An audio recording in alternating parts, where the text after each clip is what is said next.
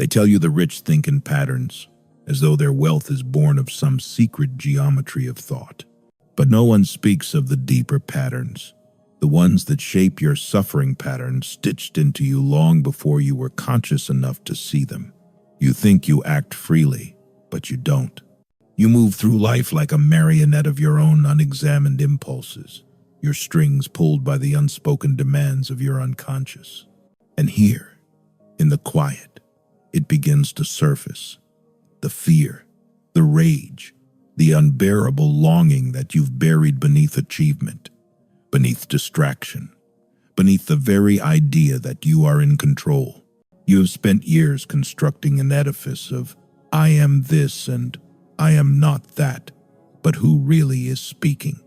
The voice that says, I must succeed, is the echo of an older voice, perhaps a parent's disappointment, perhaps the ancestral terror of not being enough. And you, believing yourself rational, have armored yourself against pain so thoroughly that you can no longer feel the dull throb beneath the armor. The patterns you admire in others, discipline, clarity, ambition, these too are born of conflict. Some seek wealth because they fear annihilation. Some build empires because their fathers left them small. And still others hoard because love felt conditional, parceled out like coins. To think in patterns is not only to strategize profit, it is to recognize how guilt organizes the psyche, how repression maps your desires, how fantasy substitutes for life. But you do not wish to see this. The ego is a magnificent liar, it whispers. This isn't about pain. This is about logic, about winning. Yet the unconscious knows better. It knows you crave more than victory. You crave to be seen without shame, to be held without conditions. You are afraid of the chaos within you, and so you silence it. The moments of stillness, the nights when you can't sleep, the mornings when joy feels hollow. These are eruptions of the repressed. You call it burnout, but it is the unconscious protesting its exile. The rich think in patterns because patterns soothe the terror of randomness. But beneath their patterns lies the same abyss. They are not exempt from neurosis. They are not immune to guilt. Wealth amplifies the conflict. It does not resolve it. Do you remember the first time you betrayed yourself? The first time you said yes when your whole body screamed no? That was the beginning of a pattern. Each time you silence the self, you bury a piece of aliveness. And so you live half awake, a stranger to the very desires that move you. To descend is terrifying. To peel back the ego's defenses, to touch the rage beneath the smile, the grief beneath the ambition. This is the work of a lifetime. It is not efficient. It is not glamorous. But until you do, you remain enslaved to what you do not see. Wealth, like all substitutes, cannot fill the void. Recognition cannot undo the shame you swallowed as a child. Power cannot erase the longing for a mother's gaze, a father's protection. To think in patterns is to begin tracing these loops, to follow them back to their origin, to witness the infantile terror that first set them in motion. You want strategies, tactics, mental models. But the deepest strategy is to confront the self, to meet the parts of you that the ego calls ugly, weak, unacceptable. These are the parts that drive you, no matter how you deny them. The unconscious does not care for your goals. It seeks discharge. It will sabotage your plans to express what you forbid yourself to feel. Anxiety is a message. Depression, a protest. Addiction, a compromise. You call them symptoms. Freud called them compromise formations. The psyche's attempt to satisfy two opposing forces at once. You are divided. One part strives upward, another pulls downward. You call this conflict failure. I call it truth breaking through repression. The rich think in patterns, so should you. But first, understand whose patterns you are following. Are they yours, or are they inherited? Do you seek wealth because you love life, or because you fear the void? Until you see, you remain trapped. To think clearly, to act freely, to build anything that is truly yours, you must first look into the mirror of the unconscious and endure what looks back. You will resist. Resistance is natural. The ego fears annihilation. It fights to preserve its illusions. But there is no other way. Desire and guilt, love and rage, life and death. These are the primal forces within you. To think in patterns is to chart their movements, to witness their dance without flinching. Only then can you decide not blindly enact the life you wish to live. Underneath the surface of everything you claim to know, there is a silence you refuse to hear.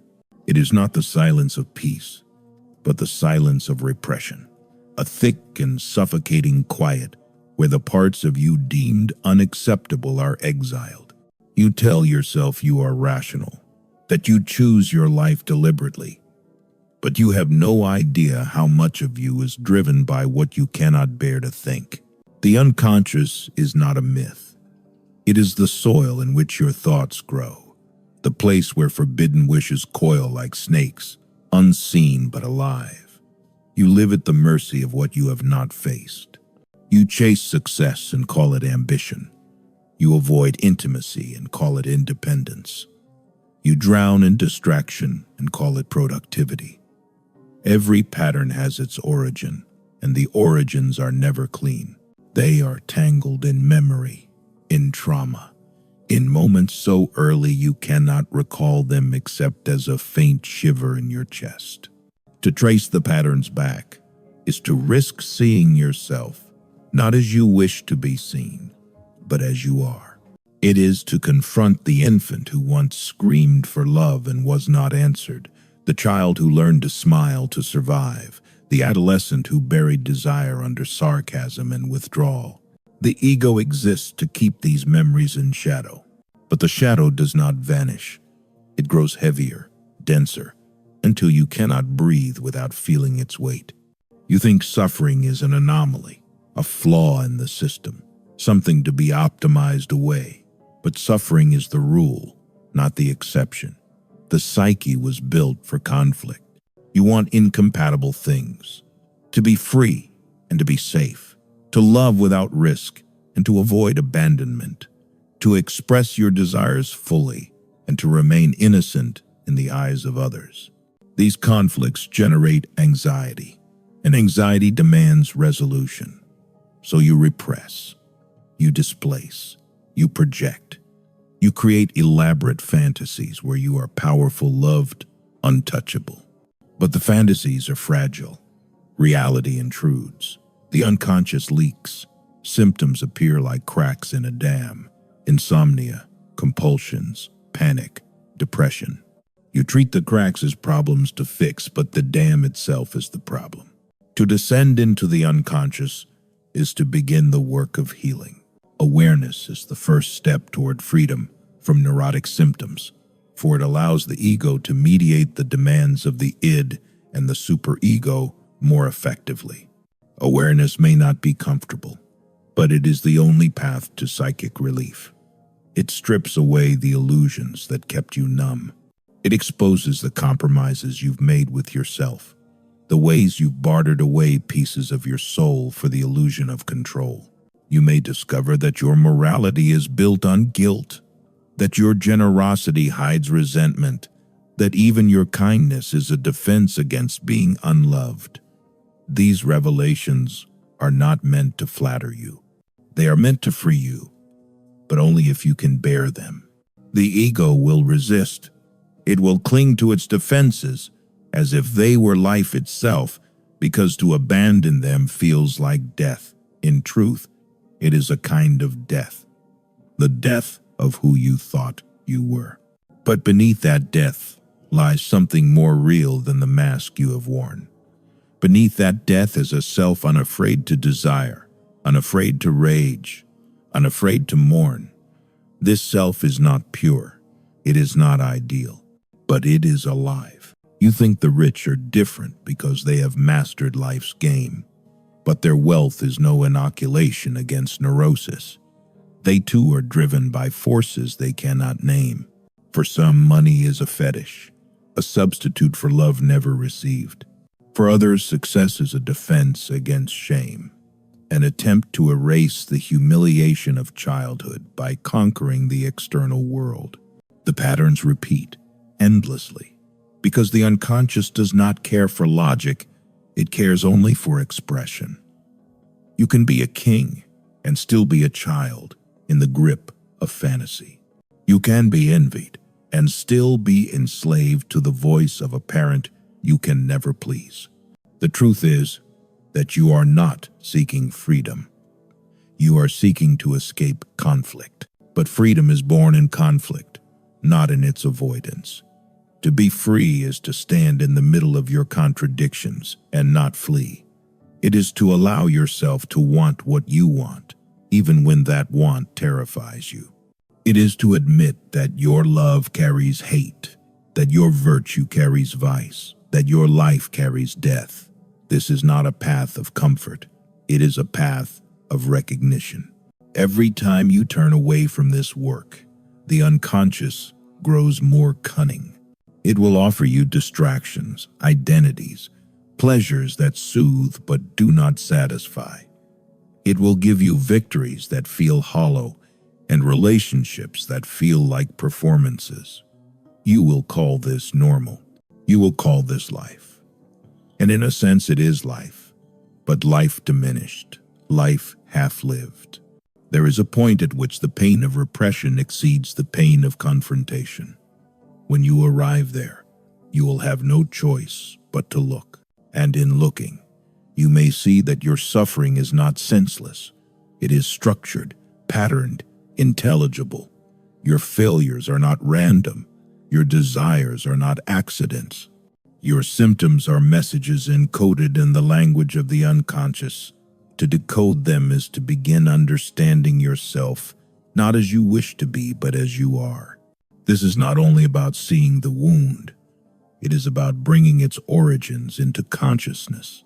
What has been repressed can be spoken, and in speaking, the unconscious loses its power to command you in the dark. To understand is to begin the work of integrating what was once split, so that the ego no longer has to fight its own shadow. The rich think in patterns. So should you. But the patterns worth studying are not spreadsheets or market cycles. They are the patterns of your own psyche, the loops you replay in love, in work, in solitude, the same arguments, the same disappointments, the same fleeting highs. These are not coincidences. They are repetitions, the unconscious mind rehearsing its conflicts, searching for resolution and finding only recurrence. You want to escape your patterns. You cannot. You can only see them, inhabit them fully, and in doing so, allow them to lose their compulsive hold. This is the paradox. To be free of the unconscious, you must first surrender to it. To see clearly, you must first enter the fog. Do you feel the resistance rising in you? The impulse to turn away, to say this does not apply, to retreat into your familiar defenses? That resistance is your teacher. It shows you where the work begins. It shows you where you are most afraid to look. The unconscious is not an enemy. It is a repository of what you could not yet bear. Its contents are not evil. They are human. Your rage is human. Your lust is human. Your despair is human. To repress these is to split yourself in two. The acceptable self and the unacceptable shadow. But the shadow does not remain quiet. It leaks into your dreams, your slips of the tongue, your sudden and uncharacteristic acts. You think, That wasn't me, but it was. To integrate the shadow is not to act out every impulse. It is to recognize the impulse, to admit it as part of the whole, to take responsibility for the forces within you instead of being ruled by them. This is the only freedom worth seeking. You say you want truth, but truth is not soothing. Truth is sharp. It cuts through the illusions that made life bearable. It shows you the cost of your defenses, the ways you have betrayed yourself, the parts of you that are still waiting to be acknowledged. Most cannot bear it. Most would rather sleep. But if you have come this far, some part of you is ready to descend, ready to meet the parts of yourself you have cast out, ready to think in patterns, not the patterns of wealth or strategy, but the patterns of the psyche, the repetitions of repression and desire, the silent choreography of the unconscious. This is not the end of suffering. It is the beginning of understanding. And understanding is the first freedom. Every attempt you make to outrun the truth of yourself will lead you back to the same place. It is the same argument, the same loneliness, the same restless hunger you cannot name. You move through the world, convinced that your choices are deliberate, that your life is the product of reason and will. But deep beneath your awareness, there is a theater where unseen forces play out their dramas, and you are both the actor and the audience. You mistake the script for freedom because you have never dared to look behind the curtain. The unconscious does not forget. It records everything, every humiliation swallowed, every desire denied, every rage suppressed into silence. These do not disappear. They crystallize into symptoms, into habits, into dreams that wake you in the night. You do not understand why you sabotage what you most want. You do not understand why your victories taste of ash. You do not understand why every new beginning feels strangely familiar. It is because the past is not past. It is alive in you, shaping your present like invisible hands. The rich think in patterns, yes, but not all patterns are conscious. Many of them are defenses, rituals of control to hold the chaos at bay, structures erected to keep the unconscious from flooding in. They speak of strategy and vision, but beneath the surface there is often terror, terror of powerlessness, terror of loss, terror of the collapse. They sense is always one step away. You believe they have transcended fear. In truth, fear is often their engine. You are no different. Your need for control is fear in disguise. Your perfectionism is shame in disguise. Your cynicism is grief in disguise. You wear these disguises so long they become your skin, and then you no longer know where the mask ends and the self begins. But there is a part of you that remembers, a part that aches for something more honest, even if it burns. To look inward is to commit an act of treachery against the ego. The ego wants to preserve its story, that you are good, that you are innocent, that your suffering is caused by others, by chance, by anything but the conflict within. It will fight to keep the unconscious sealed, but the seal is never perfect. A slip of the tongue, a dream, a symptom, these are eruptions, signs that the hidden self is pushing to be seen. You will resist. Resistance is not failure. It is the shape of the work. Freud called it the guardian at the gate. It protects you from knowing too much, too soon. But it is also a map. Where the resistance is strongest, there lies the truth you most fear to uncover. You are not yet ready to know how much of your life is a repetition. You do not yet see how your relationships replay the same unresolved wounds. You do not yet see how you seek in others the love you withheld from yourself. But when you begin to see, you will feel it like a blow. The world will tilt. What you thought was choice will reveal itself as compulsion. What you thought was virtue may reveal itself as fear. This is the disorientation of awakening. Do not expect comfort. The psyche is not designed for comfort. It is designed for survival. You learned long ago to bury what could not be expressed. That burial kept you alive. But what once saved you now imprisons you. The walls that protected you have become a cage. To step outside the cage is to risk everything.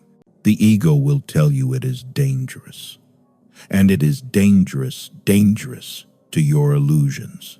Dangerous to the fragile self you constructed to appease others. But beyond the danger is a different kind of life, one that is not built on denial. The unconscious is not a dark force to be feared. It is the repository of your life force, your libido, your capacity to love and create and destroy. To repress it is to numb yourself to both pain and joy. To reclaim it is to feel fully, which is both agony and ecstasy. You want to believe you are in control, but control is a fantasy. The unconscious leaks into every moment. It shapes your desires, your aversions, your so-called rational plans.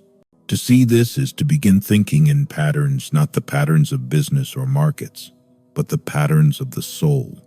Repression and return, desire and guilt, love and aggression, life and death. Most people spend their lives running from these patterns. They medicate their anxiety. They drown their emptiness in work or pleasure. They project their inner conflicts onto the world. It is easier to fight ghosts outside than to face the ghosts within. But the ghosts do not vanish. They wait. You have felt them already in the quiet moments when your defenses slip, in the emptiness that follows achievement, in the inexplicable sadness that arrives without warning. You tell yourself it is stress. You tell yourself it will pass. And perhaps it will, but it will return. It always returns. This is the repetition compulsion, the drive to reenact old wounds, to stage the same conflicts in new forms, to circle the same pain as if by circling it you might master it. But mastery does not come through avoidance. It comes through seeing. To see is to suffer, but it is also to awaken for the first time. You may recognize that the enemy you have been fighting was not out there but within. For the first time, you may feel the possibility of living without the constant labor of repression. This is not a promise of happiness. Happiness is a fleeting state, a byproduct of alignment, not its goal. The goal is truth, and truth is not sweet. It is bitter, and it is liberating. The rich think in patterns. So should you. But let it be the deeper patterns, the ones that shape your desire and your fear, your longing and your guilt. These patterns are the roots of your suffering. To trace them is to begin the only work that matters, the work of seeing, the work of becoming whole. You believe you are moving forward, that your life is a straight line from past to future. But beneath that illusion, the psyche loops endlessly. You are caught in circuits of repetition, cycles of longing and punishment, reenacting what you cannot remember, driven by forces you cannot name. Every choice that feels free may already be determined by the silent edicts of your unconscious. You were shaped in the crucible of childhood, molded by the love you received and the love you were denied, and now you are haunted by the shapes of those early impressions. The child within you has not vanished. It speaks in your desires, your fears, your obsessions. It whispers beneath the surface, and you obey without knowing why. Repression is never perfect. What you force down returns, disguised as symptoms, as accidents, as fate. You say, "Why do I always end up here? Why do I choose the same partners, the same failures, the same betrayals?" But it is not a coincidence. It is a compulsion to repeat. Somewhere inside, the psyche is staging the same conflict over and over, hoping to master it this time, hoping for a different ending. And yet the ending is always the same, because you are blind to the pattern. You distract yourself with progress. You build careers, accumulate wealth, achieve recognition. You imagine these things will finally silence the restless voice inside, the quiet dread that grows louder in stillness. But no amount of success can cancel out the buried grief, the rage, the longing for a love that felt unsafe or insufficient. You can climb as high as you like. The unconscious will follow you. You cannot escape what is inside you. Every defense you have constructed was built for survival. Your perfectionism, your cynicism, your endless busyness, all of them were ingenious solutions to unbearable feelings. But solutions become prisons. What saved you as a child now suffocates you as an adult. The walls you built to keep out pain now keep out life. To descend into the unconscious is to step into forbidden territory. Here lie the truths you have spent decades avoiding, the desires you disowned, the hatreds you denied, the memories you buried so deeply you almost believe they never happened. But they are still there, shaping you, moving you like a puppet from behind the scenes. You wonder why intimacy terrifies you, why success feels empty, why you sabotage what you most long for. The answers are here, if you can bear to see them. But the ego does not want to see.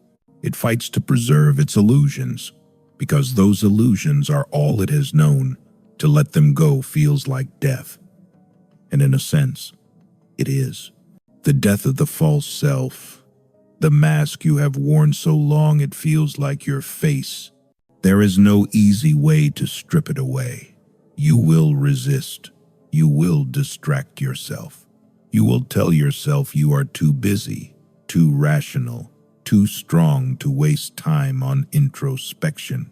These are the ego's defenses, and they are as predictable as they are persuasive.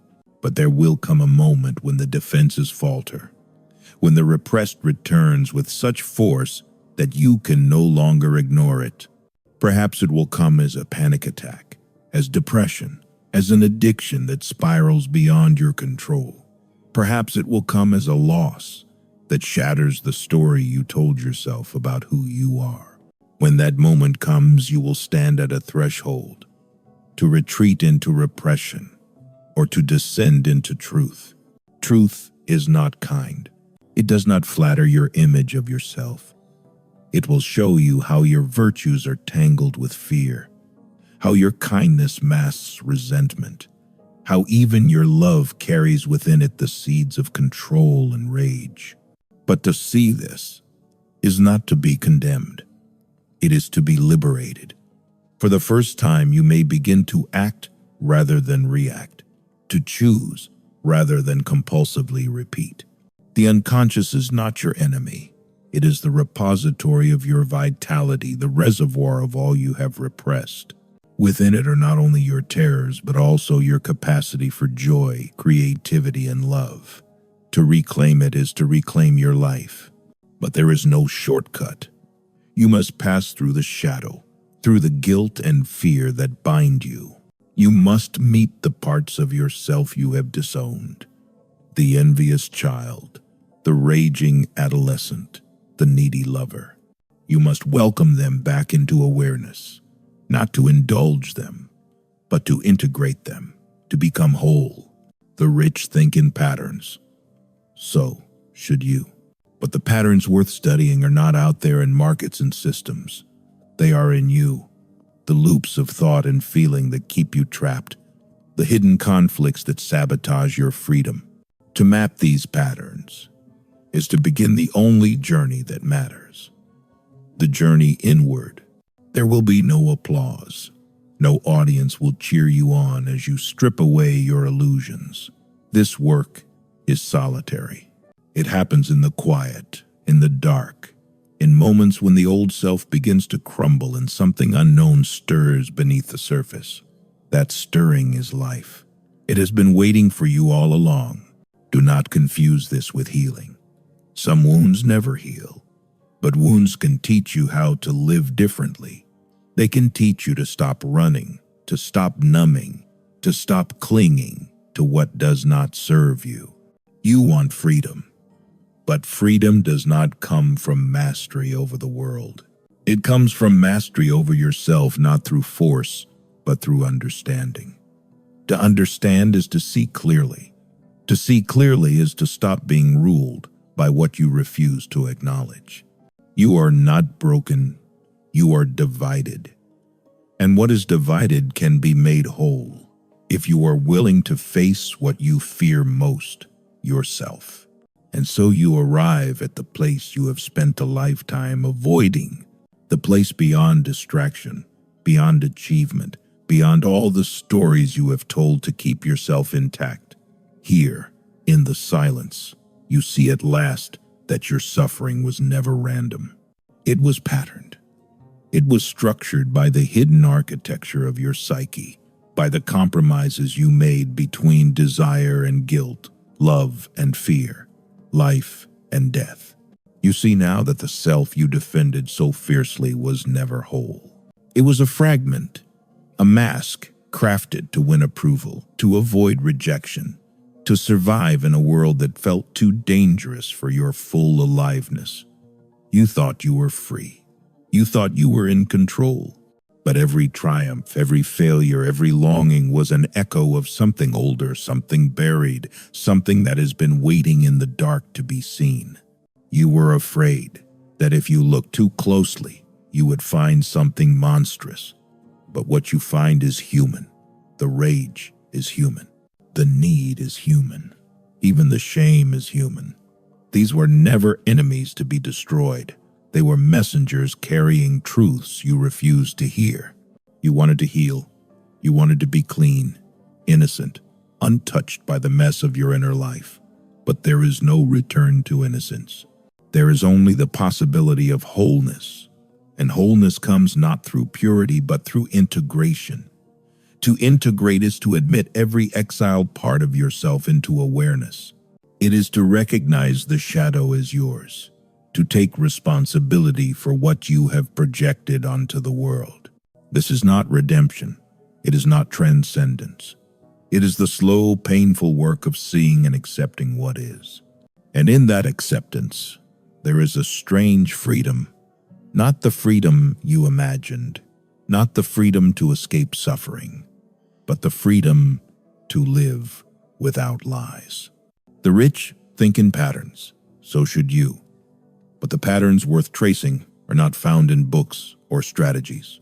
They are etched in your body, in your dreams, in the silent repetitions of your life. They are the maps of your unconscious, and until you learn to read them, you will remain a stranger to yourself.